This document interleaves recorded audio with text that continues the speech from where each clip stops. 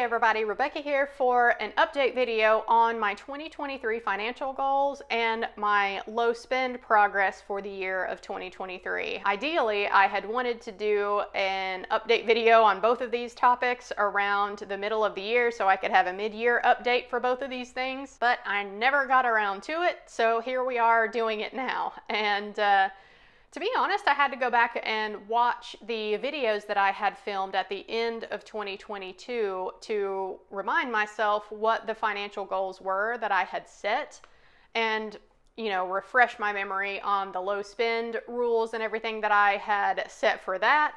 And it was a little bit depressing to go back and watch those videos, if I'm being honest with y'all. At the end of 2022, I thought that I had a pretty solid plan in place for how 2023 was going to go. I was going to get married in 2023 in January, and that did happen. My husband and I got married at the Ice Hotel in Sweden. He is Swedish if you're new to the channel and this is your first video that you're watching. And we thought after the wedding that he would immigrate to the US, live here while I pursue financial independence, and then after that point we would figure out where we want to live, either here in the US or move back to Sweden.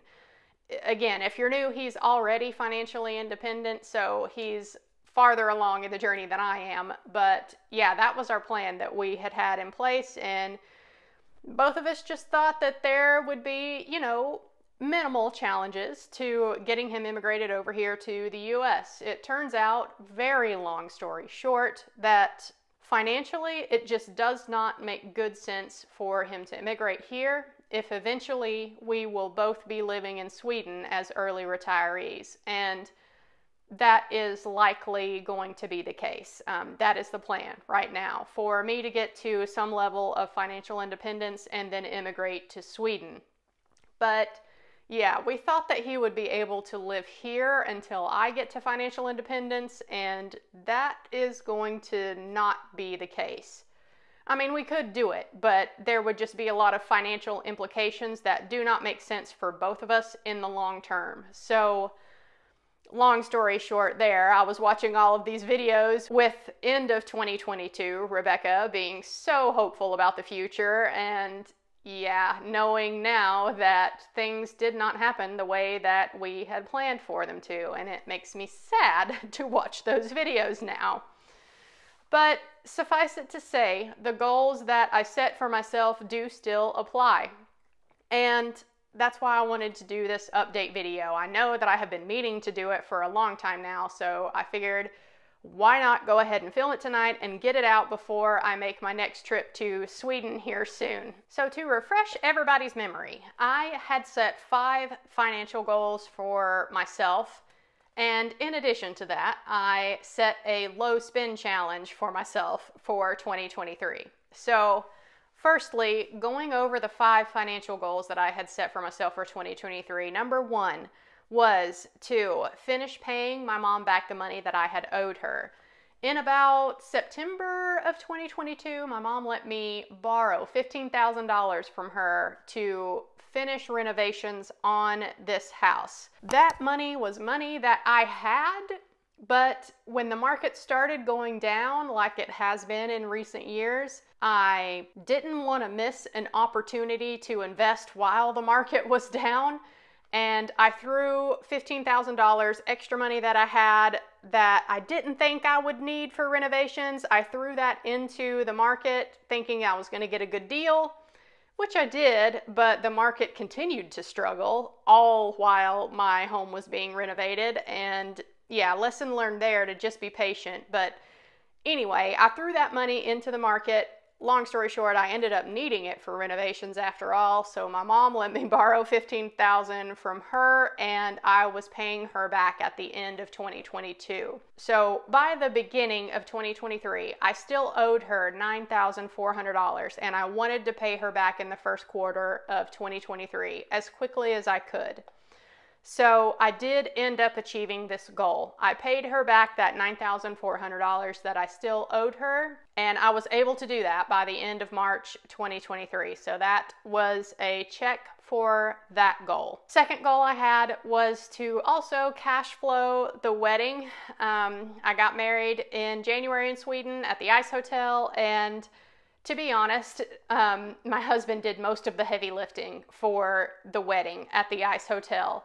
But for my portion of it, I did want to cash flow everything that I was going to spend for the wedding, and I did do that. So that included everything from plane ticket over there to all of the attire that I had to wear for the wedding at the Ice Hotel. All of the spending that we did at the Ice Hotel as part of our honeymoon, and all of the spending that I did in Sweden afterwards. Like after we left the Ice Hotel, I was still over there for a few weeks before I came back home, and I just wanted to cash flow everything to make sure that I did not go into debt over getting married, and I did do that. So that was a big check mark for that second goal. Third goal I had was to max my Roth IRA for 2023, and I am happy to report that as of the time I am filming this video in August of 2023, I completed that goal this month. So considering I spent the first quarter of 2023 paying back my mom that money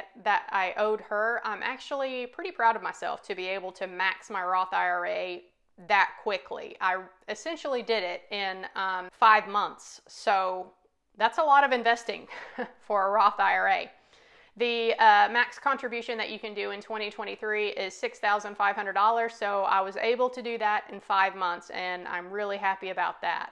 When I filmed my financial goals videos for 2023, I was filming it at a time when I thought that I might be taking a second job, but the second job ended up not panning out. So I wasn't sure for a while there if I had a second job for all of 2023, if I would even qualify for a Roth IRA. But yeah, the second job didn't end up panning out. And y'all know, I am always keeping an eye out for additional work that I can do.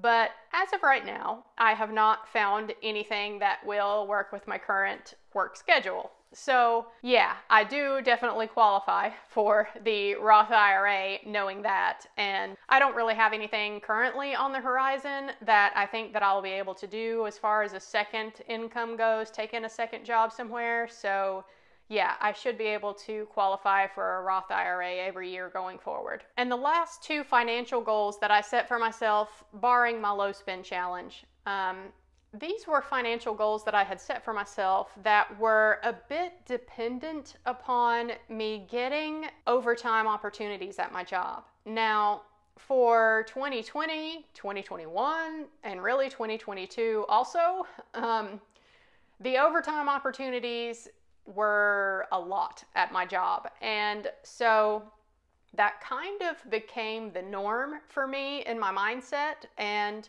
I made these two financial goals kind of thinking in my head that I was going to be getting a lot of overtime opportunities for 2023. And honestly, that has not happened. I did recently do a stint of overtime this past weekend, but the only reason I got that is because someone called out sick last minute. So otherwise, I have not gotten a lot of overtime opportunities at my job, and I don't expect that I will going forward. We have a lot of travel ultrasound technologists at my job right now, and they're filling in where needed. You know, that's what they do. So the overtime really has dried up for me for 2023, but the two goals that I had set for myself. So one was to maintain a 50% savings rate in every month for 2023 that I was not either paying my mom back the money that I owed her or traveling to Sweden.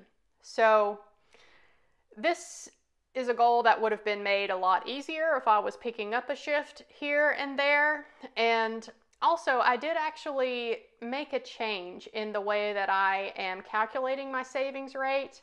So at the beginning of 2023, I was counting my mortgage payment as part of my savings rate. I changed that though. I wanted to start only counting the portion of my mortgage payment that was going towards the principal payoff on this house that I owe. because everything else was just getting lost to interest, right? It wasn't helping me financially.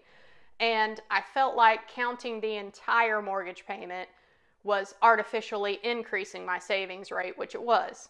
So yeah, if you combine those things, it has made that 50% savings rate a challenge. I actually have not hit that at all in any of the months where I was through paying my mom back. I have not hit that 50% savings rate goal. And that's okay. I mean, the spirit of the reason why I set that as a goal for myself was to just save and invest as much money as possible every month, right? And I have done that where I can. It just so happens that the hitting that 50% mark, it hasn't happened.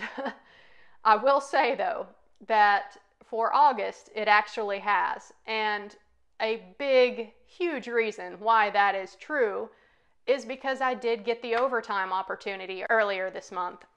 So, you know, when I have the extra income coming in, it's easy to just throw the extra income in the market and count that towards my savings rate. But on a normal month when I'm just working my regular job, it is a challenge to hit that 50% savings rate. Not impossible, but it is a challenge. And that is something that I have definitely learned this year. And as I'm filming this video in August, I actually still have one more paycheck coming for this month. So it's possible that my savings rate could dip below the 50% mark, because my very last paycheck this month, I'm actually not going to throw it into the market. I'm going to roll it over into September because I am leaving for Sweden soon and I'm going to be over there.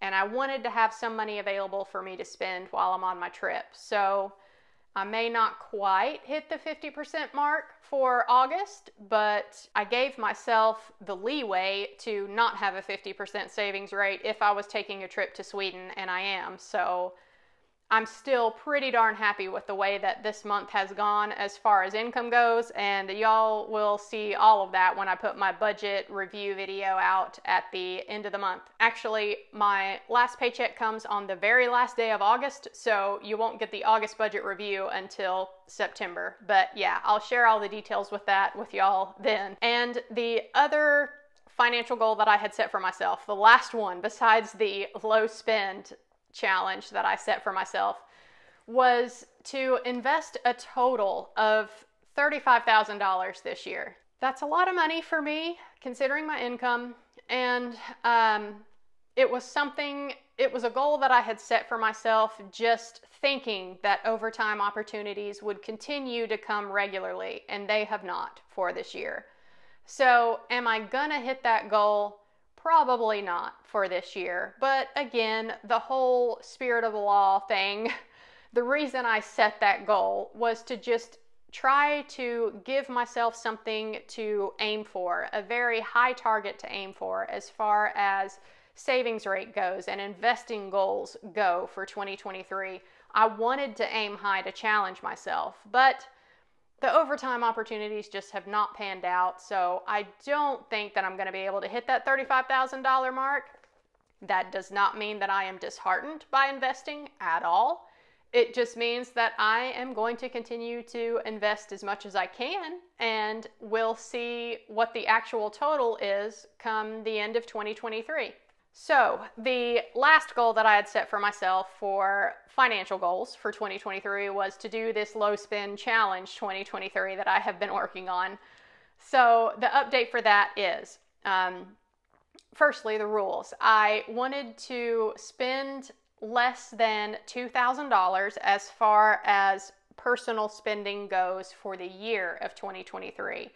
And as of right now, I am on track with that. We are approaching the end of August, and I still have about $300 left of personal spending that I could spend for 2023. So I'm getting kind of close on that total amount spent, but again, I knew it was going to be a challenge, and it is. Yeah, I'm really having to consider things heavily whenever I want to make a purchase right now. But that part is going well so far. The other aspect, the other rule that I had set for myself for the low spend challenge was to actually stick to my $600 monthly food and household budget for the entirety of 2023. And this one, oh, you guys. So, I mean, if you've been with me for a while, then you know that I had a $600 budget in 2022 and blew it almost every single month, and blew it by a significant amount in 2022. So yeah, I knew that that would be a challenge for me. And the good thing is I have stuck to that $600 limit for the majority of 2023. There were 3 months where I went over that limit, but in those 3 months, I was over by less than $20. So I'm considering that part a win. But when it comes to August, so I know I have not put out the budget review yet, but I can just tell y'all, since I already did put out the September budget plan video, y'all know that I went over by a significant amount on that food and household budget for August. Now, the September budget plan video is already out, and I said in that video that because I had gone over in August, I was going to reduce my food and household budget for September to $500.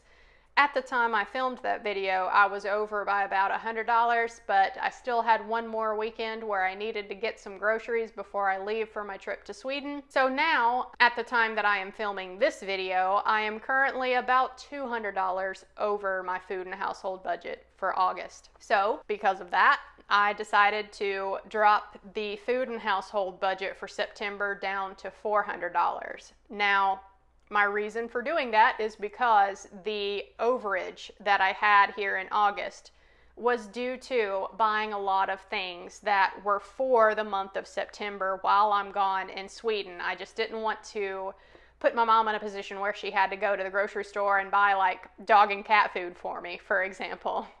So yeah, I had several things that I stocked up on in advance of my Sweden trip, and it pushed me over on my food and household budget for August. But if that theory holds true, then it should be easy for me to stick to a $400 food and household budget for September of 2023. So y'all can hold me to that. Yeah, we'll see if I can actually do it, because for whatever reason, this food and household budget is just one that is a continuous problem child for me. But I am cognizant of that, and I do the best that I can. And yeah, we'll see if I can actually stick to a $400 food and household budget for September of 2023 when I come back from my trip. So there you have it, you guys. That is the update for the financial goals of 2023 and my low spend year 2023 progress there. Overall, I am really pleased with the way that things have gone, despite me overspending this month in my food and household budget. The larger picture here is that for the things that really matter, the things that really move the needle for me, the big financial goals that I have, even if I don't quite hit them, like the 50% savings rate every single month, I am still doing the most that I can. You know, the reason I set these goals so high for me is so that I can challenge myself to do the best that I can. And if I don't quite hit those goals, it's still okay, because I'm making great financial progress. If you're a channel member, then you know I share my net worth updates there, and I'm always shocked. I do those updates together with you guys when I film the video. I don't like figure out my net worth beforehand and then film the video. I do it as I am filming the video. So you guys know that every quarter I'm always surprised to see how much the net worth goes up.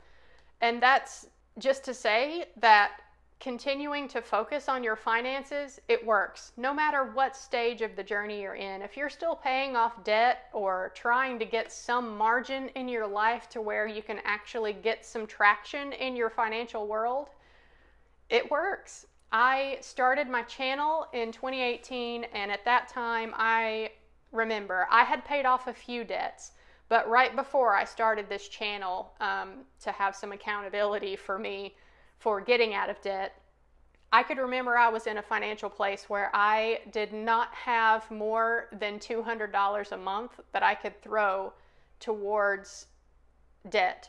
And if anything went wrong during the month, some unexpected expense came up, then that meant that it was going on my credit card because I had to deal with it. I didn't have an emergency fund. I had to deal with the emergency in front of me, and it went on a credit card. And it took me forever to get traction with only having like $200 extra that I could throw towards my debts every month. And that's about where I was when I started this YouTube channel. And now I am easily throwing $2,000 a month at investing. And this is just in a span of 5 years here that I've been on YouTube. And I am not a six-figure earner saying that. So that just goes to show that, the math is the math. Yes, we are humans and we attribute all kinds of emotions to our finances, but that's just a human flaw that we have. The math works. Not to say that it's easy. Y'all know that I have killed myself working this job that I have and picking up all the extra shifts that I can and making things happen when I have to. But, that's the choices that I made because I knew that I needed to get some financial traction in my life. So, yeah, this video has gone on for quite a long time. I did not intend that when I started. I just tend to ramble, as y'all know. So, I hope that y'all enjoyed this, and I hope that 2023 is going well for y'all. Let me know how it is shaping up for you in the comment section down below. I love to hear from y'all and wherever you are in your journey. And I will catch you in my next video. Bye, guys.